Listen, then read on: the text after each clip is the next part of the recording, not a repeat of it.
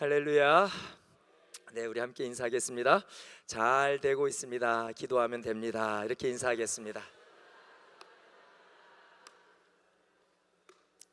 믿으시면서 얘기하시는 말씀은 나누시는 거죠? 네. 좋습니다. 감사합니다. 네. 믿음으로 이렇게 서로 고백하고 도전하시고 이렇게 하셔야 됩니다. 한 번 더 잘 되고 있습니다. 기도하면 됩니다. 인사하겠습니다. 네. 조금 전에 마지막 찬양 하셨죠? 혹시 안 부르신 분 손 들어 보실래요? 다 부르셨어요? 네. 이거 어떤 고백인지 알고 하신 거예요? 제가 읽어드려 볼게요. 내 마음에 주를 향한 사랑이 나의 말엔 주가 주신 진리로 나의 눈에 주의 눈물 채워 주소서. 하나님의 사랑이 영원히 함께하리. 십자가의 길을 걷는 자에게, 순교자의 삶을 사는 자에게. 다른 분들은 어떻게 그냥 하신 거예요? 조롱하는 소리와 세상 유혹 속에도 주의 순결한 신부가 되리라. 그 다음 뭐예요? 왜 아까 잘하셨는데 지금 제가 알려드릴게요. 내 생명 주께 드리리. 마지막이 뭐라고요? 다 그렇게 고백하신 거죠? 그러면 이제 제가 매일마다 이렇게 지켜볼 거예요. 주님과 함께 죽었는지 살았는지.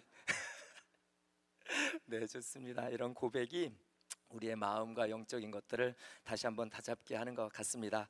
네, 오늘 저는 여러분들과 함께 사도행전의 말씀을 잠깐 나누려고 합니다. 사도행전은 우리가 잘 알고 있는 것처럼 사복음서 뒤에 위치한 성경책입니다. 사복음서에는 예수님의 탄생과 3년의 공생애, 그리고 십자가의 죽음과 부활에 대하여 기록을 하고 있습니다. 예수님께서는 3년의 공생의 기간에 12명의 제자를 부르셨고, 그들을 통해 그리스도의 복음을 전하는 교회의 초석을 놓으셨습니다. 그 소명을 이루어가는 과정을 기록한 책이, 그 역동성을 기록한 책이 바로 이 사도행전입니다. 그리고 그 사명은 사도행전 몇 장에서 끝났죠? 네, 28장에서 끝났습니다. 그러나 사도행전 28장에서 사도행전은 끝나지 않았습니다. 왜냐하면요, 주님 오심을 기다리는 하나님의 사람들이 주님을 기다리며 순종하기로 결단하고, 오늘도 십자가의 삶과 순교자의 삶을 살기로 결단하는 하나님의 사람들이 이제는 28장에 이어서 29장을 써 내려가야 되기 때문에 그렇습니다. 그래서 여러분들에게 한번 질문해 보겠습니다. 여러분에게는 사도행전 29장이 있으십니까? 그렇죠, 없죠. 책이 없는데 그러면 쓰고는 계십니까? 쓰기도 싫고 관심도 없고 그냥 그런 기분이시죠? 네. 그렇다면 모든 교회와 성도들이 써 내려가야 할 사도행전 29장은 여러분 무엇일까요? 마태복음 28장 19절에서 20절, 우리가 잘 알고 있는 말씀입니다. 우리 다 같이 함께 읽어보겠습니다. 시작. 그러므로 너희는 가서 모든 족속으로 제자를 삼아 아버지와 아들과 성령의 이름으로 세례를 주고 내가 너희에게 분부한 모든 것을 가르쳐 지키게 하라. 볼지어다 내가 세상 끝날까지 너희와 항상 함께 있으리라 하시니라. 예수님은 이 땅에 태어날 모든 교회들과 제자들에게 세계 선교에 대해 명령을 하신 것입니다. 그렇기에 저와 여러분들은 어떤 방법으로든 사도행전 29장을 써 내려가야 합니다. 지금도 전 세계 82억의 인구 중에요 32%만 기독교라고 합니다. 그렇다면요, 나머지는요 힌두교, 불교, 이슬람, 그 외에 토속 신앙으로 전 세계가 지금 사로잡혀 있습니다. 여러분, 이러한 세대에 주님이 우리에게 주신 그 명령은 바로 이 세대를 살아가는 하나님의 사람들이 써 내려가야 할 사도행전 29장인 줄로 믿습니다. 그렇기 때문에요, 저와 여러분들에게는요 이 마음이 있어야 돼요. 주님이 이 땅을 떠나시면서 우리에게 주셨던 그 이 땅에서의 지상 사명의 명령이 늘 저와 여러분들의 가슴에 여러분 불같이 일어나야 될 줄로 믿습니다. 이 말씀을 읽으면 마치 선교사들만 그렇게 살아야 될 것 같죠? 그렇지 않습니다. 이 땅에 먼저 예수 그리스도를 알고 부르심을 받은 모든 성도들은 주님이 명령하신 마태복음 28장의 이 사명이 우리 모두의 사명인 줄로 믿습니다. 여러분, 지금도 전 세계에는 너무나 많은 미전도 종족이 있습니다.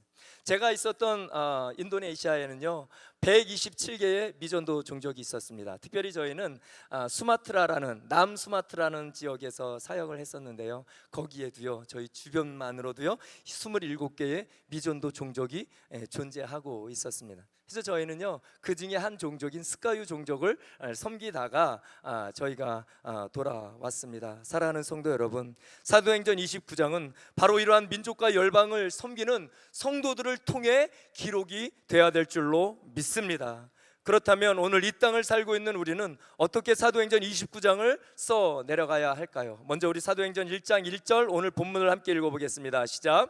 데오빌로여, 내가 먼저 쓴 글에는 무릇 예수께서 행하시며 가르치시기를 시작하신부터 라고 기록을 하고 있죠. 여기 데오빌로는요 로마의 고위 간직에 있는 사람 중에 회심한 기독교인으로 보고 있습니다. 그러면서도 이 사람은 여전히 성령을 경험하지 못한 그리스도인들을 대표하기도 하는 사람이 바로 데오빌로입니다. 그래서 사도행전의 저자인 누가는 데오빌로에게 예수님의 부활과 승천 이후 어떻게 제자들을 통해 복음이 확산되어 가고 교회가 세워가는지에 대하여 말해주고 있는 것입니다. 그러면서 4절에 이렇게 말씀합니다. 함께 읽어보겠습니다. 시작.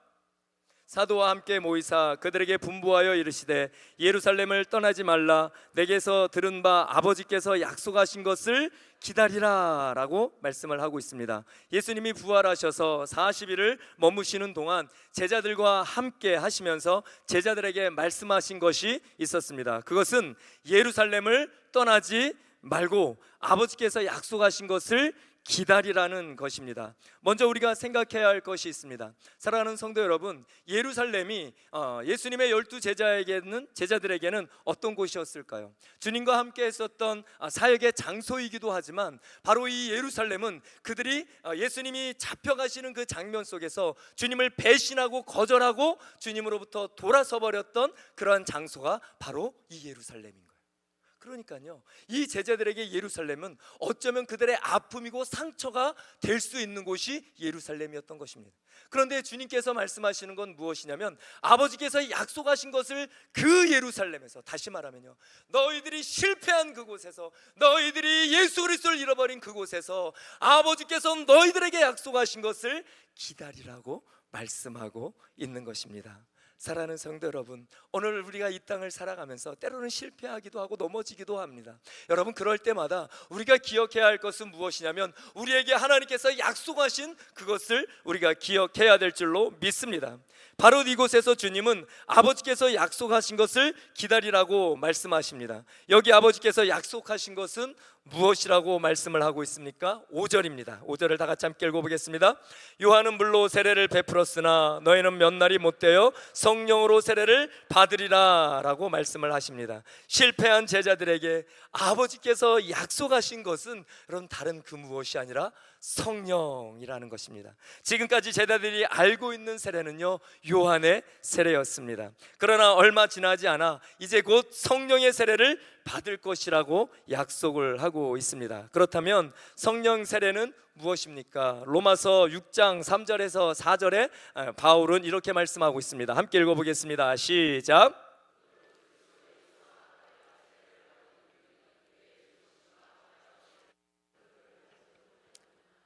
그러므로 우리가 그의 죽으심과 합하여 세례를 받음으로 그와 함께 장사되었나니 이는 아버지의 영광으로 말미암아 그리스도를 죽은 자 가운데 살리심과 같이 우리로 또한 새 생명 가운데서 함이라. 로마서에서 바울은 성령 세례를 그리스도와 연합하여 받는 세례를 성령 세례라고 말씀을 하고 있습니다. 이 말씀은요 자연스럽게 갈라디아서 2장 20절과도 연결이 되겠습니다. 우리 함께 읽어보겠습니다. 시작. 내가 그리스도와 함께 십자가에 못 박혔나니 그런즉 이제는 내가 산 것이 아니요 오직 내 안에 그리스도께서 사신 것이라. 이제 내가 육체 가운데 사는 것은 나를 사랑하사 나를 위하여 자기 몸을 버리신 하나님의 아들을 믿는 믿음 안에서 사는 것이라. 즉 그리스도와 함께 십자가에 못 박힘으로 내가 사는 것이 아니라 내 안에 그리스도께서 사시는 삶입니다. 성령 세례를 받은 성도의 삶은 나를 사랑하셔서 십자가에 자기 몸을 버리신 하나님을 믿는 믿음 안에서 사는 삶이라고 말씀을 하고 있습니다. 그렇기에 성령 세례를 받은 성도의 삶은 그리스도를 따라가는 제자의 삶을 살아야 될 줄로 믿습니다. 여러분, 예수님께서 이렇게 엄청난 이야기를 막 쏟아내고 있는 거예요. 그런데 우리 제자들이 얼마나 대단합니까? 제자들은요, 그 성령 세례에 대해서 주님이 이제 가셔야 되잖아요. 그러니까 이제 보내줄 성령에 대해서 막 이야기를 하고 성령의 임재에 대해서 막 이야기를 나누고 있는데요, 그때 제자들은 이렇게 말해요. 공동번역 6절입니다. 함께 읽어보겠습니다. 사도들은 다 같이 모인 자리에서 예수께 이렇게 물었다. 주님께서 이스라엘 왕국을 다시 세우실 때가 바로 지금입니까? 제자들은 부활하신 주님이 자신들에게 일어날 성령의 세례와 성령의 역사에 대해서 가르치시고 계시는 그 자리에서요, 엉뚱한 소리를 하고 있는 거예요. 그들의 생각은, 그들의 관심은 부활하신 주님을 만났지만 그들의 마음의 중심은 여전히 어디에 있냐면요, 다윗 때처럼 솔로몬 때처럼 로마의 정부를 뒤엎고 다시 한번 그 영광과 영화를 누리는 그날을 생각하는 거예요. 다시 말하면요, 육신적인 세상적인 관심으로 이 일들을 바라보고 있는 게 지금 제자들의 모습임을 우리는 오늘 말씀을 통해서 볼 수가 있습니다. 그런 제자들을 향하여서 우리 예수님이 단호하게 말씀하십니다. 때와 시기는 아버지께서 자기의 권한에 두셨으니 너희는 신경 쓰지 마 라고 말씀을 하시면서 그들의 마음, 그들의 시선, 그들의 생각이 가 있는 곳으로부터 그들의 시선을 완전히 돌려냅니다. 그것이 바로 오늘 본문 1장 8절의 말씀입니다. 우리 다 같이 함께 읽어보겠습니다. 시작. 오직 성령이 너에게 임하시면 너희가 권능을 받고 예루살렘과 온 유대와 사마리아와 땅끝까지 이르러 내 증인이 되리라 하시니. 여러분 보십시오. 제자들의 질문은 뭐예요? 제자들은 여전히 이 땅에서 그들이 누릴 수 있는 영화와 영광에 관심을 갖고 있는 거예요. 그곳에 여전히 그들의 마음을 빼앗긴 거예요. 누구를 만났으면서도요, 부활의 주님이요, 그들을 위하여 십자가에 못 박혀 죽으신 예수 그리스도가 부활하셔서 자신들 앞에 놓여 있어 계심에도 불구하고 그들의 마음은 여전히 이 땅에서 일어날 그 영광을 바라보고 있다는 거예요. 여러분, 왜 그럴까요? 왜 그럴까요? 그 예수 그리스도가 부활하신 주님이 그들 앞에 계시는데 말입니다. 여러분, 지금 이러한 제자들에게 필요한 건 무엇일까요? 지금 이러한 상태 속에서 부활하신 예수 그리스도가 계심에도 불구하고 깨닫지 못하고 느끼지 못하고 보지 못하는 그들의 삶에 지금 필요한 것은 여러분 무엇일까요? 여러분, 그게 뭔지 아십니까? 그것은 바로 성령님이세요. 이들에겐 지금 성령이 필요한 거예요. 왜요? 요한복음 14장 26절에 이렇게 말씀하십니다. 함께 읽어보겠습니다. 시작. 보혜사 곧 아버지께서 내 이름으로 보내실 성령, 그가 너에게 모든 것을 가르치고 내가 너희에게 말한 모든 것을 생각나게 하리라. 이게 성령의 역할이니까. 그래서 이들에게 성령이 선물로 주어진 거예요. 아들이신 예수 그리스도가, 부활하신 예수 그리스도가 그들 앞에서 성령 세례를 말하고 성령의 임재를 말하고 있지만 여전히 알아듣지 못하고 깨닫지 못하고 보지 못하는 그들의 눈을 밝히고 그들의 마음을 열고 그들의 생각을 바꿀 수 있는 것은 바로 성령의 임재만이 그것들을 바꿀 수 있기 때문인 줄로 믿습니다. 그래서 오늘 이 말씀을 하시는 거예요. 오직 성령이 너에게 임하시면이. 사랑하는 성도 여러분, 오늘 저와 여러분들은 매일을 살아가는 삶 속에서, 오늘 힘들고 지치고 공고하게 살아가는 이 땅의 삶의 여정 속에서 과연 성령의 임재와 성령을 얼마나 사모하고 달려가고 계십니까? 여러분 보십시오. 오늘 오직 성령이 너에게 임하시면이에요. 오직 성령이 너에게 임하시면 권능을 받고 예루살렘 온 유다 사마리아 땅끝까지로 내 증인이 되라고 말하는. 여러분 아시겠습니까? 성령이 없이, 성령의 임재가 없이, 성령의 은혜가 없이 온 땅 끝까지 복음을 전하라고 결코 말씀하지 않고 계신다라는 거예요. 그런데 정작 이 땅을 살아가고 있는 우리는요, 성령이 없으면요 오늘 한 날도 살아갈 수 없어서 나의 연약함과 나의 삶에 허덕이며 오늘 하루를 겨우 살아가는 우리의 삶에 성령이 임하셔야만, 성령이 임재하여 하셔야만 오늘 하루를 숨쉬고 살아갈 수 있는 우리는요 어떻습니까? 성령이 없어도 그럭저럭 살아갈 만하죠. 성령이 우리 안에 함께 하시지 않아도 아무 문제가 일어나지 않습니다. 그러다 보니까요 괜찮은 줄로 알고 계시는 거예요. 여러분 그렇지 않습니다. 오늘 이 땅을 살아가고 있는 하나님의 성도들이 그 성령의 은혜 안에 거하지 않으면요 오늘 온 열방과 오늘 다음 주에 있을 15일 전도 축제에도요 우리는 폭발적인 하나님의 은혜를 기대할 수 없다라는 사실이에요. 그렇다면 오늘 이 시기에 지금 이 순간에 이제 15일 우리가 수많은 영혼들을 전도할 텐데 그 일들을 앞두면서 우리가 생각해야 될 것은 무엇일까요? 그들을 전도하기 이전에 나의 영혼이 성령에 사로잡히고 나의 심령이 성령의 임재 속에서 나의 옛 자아가 죽어버리고 나의 옛 사람이 죽어버리고 오직 내 안에 성령으로 말미암아서 그들에게 거룩한 영향력을 나타낼 수 있는 준비가 필요하지 않겠습니까? 성령이 임하실 때 우리는 제자들과 같이 엉뚱한 소리를 안 할 수 있어요. 성령이 임하실 때 우리는 우리를 향한 하나님의 크신 사랑을 깨닫게 됩니다. 성령이 임하실 때 우리는 내가 얼마나 큰 죄인인지를 깨닫게 되고 나보다 남을 더 낮게 여길 수 있는 것이죠. 성령이 임하실 때 우리는요 우리를 대신하여 십자가에 못 박혀 죽으신 예수 그리스도의 놀라운 은혜가 얼마나 감격스러운 것인지를 깨달을 수 있습니다. 사랑하는 성도 여러분, 성령의 임재가 우리 가운데 있을 때요 내가 죽을 수 있어요. 내가 죽을 수 있습니다. 내가 그리스도와 함께 십자가에 못 박혔나. 여러분 이 말씀을 읽을 때마다 대할 때마다 여러분의 마음은 어떻습니까? 과연 우리는 내가 그리스도와 함께 십자가에 못 박혀 죽어 있습니까? 내가 그리스도와 함께 십자가에 못 박혀 죽어야 그리스도와 함께 다시 살아나는 거예요. 근데 우리는 여전히 내 자아가 살아있죠. 내 생각이 살아있습니다. 여러분 오늘 이 시간에 함께 이 말씀을 갖고 기도하는 시간들을 통하여서 성령의 임재로 말미암아 내 옛 자아를 내려놓을 수 있는 그런 은혜가 있기를 주님의 이름으로 축원합니다. 성령의 임재가 있어야 우리는 영혼을 향한 아버지 하나님의 마음을 가질 수 있는 거예요. 여러분 네 맞아요. 그냥 가서 말하고 그리고 교회로 데리고 올 수도 있습니다. 근데 그 다음에는요 오늘 우리의 마음에 필요한 마음은 무엇이냐면요 오늘 그 잃어버린 영혼들 때문에 오늘도 하늘에서 눈물을 흘리고 기다리고 계시는 아버지 하나님의 마음이 우리에 와닿는 게 먼저라고요. 이거 와닿지 않으면 인원 동원하는 거 말고 뭐가 달라요? 그냥 이 자리에 사람들 꽉꽉 채우고 행사 한번 잘 행하는 것과 뭐가 다르겠습니까?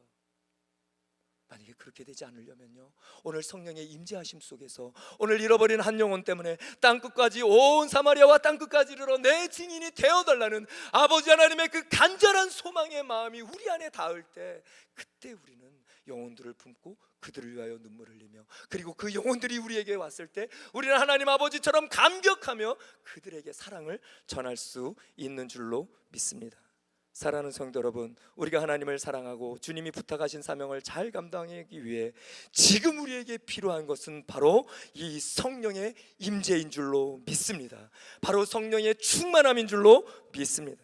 성령이 충만하다는 것은 성령의 다스림을 받는다는 것입니다. 성령은 그리스도를 영화롭게 하기 위해 오셨고 그리스도의 영이십니다. 그렇게 성령의 충만함을 받는다는 것은 그리스도로 충만하다는 것입니다. 즉 그리스도 안에 사는 것이며 그리스도의 삶을 사는 것이며 그의 인격과 성품이 드러나는 것이 성령의 충만하며 성령의 임재 가운데 살아가는 하나님의 사람들인 줄로 믿습니다. 사랑하는 성도 여러분, 여러분 성령이 필요하십니까? 여러분은 성령님이 필요하십니까? 얼마나 갈급하게 필요하십니까?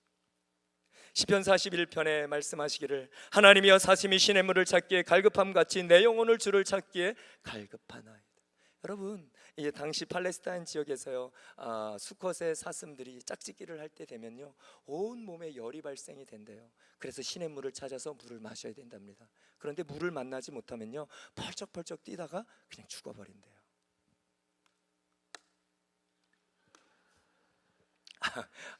그러네요. 제가 목이 말랐네요. 사랑하는 여러분, 우리의 사모함이 성령을 향한 사모함이 성령의 임재를 향한 사모함이 어느 정도여야 되겠습니까?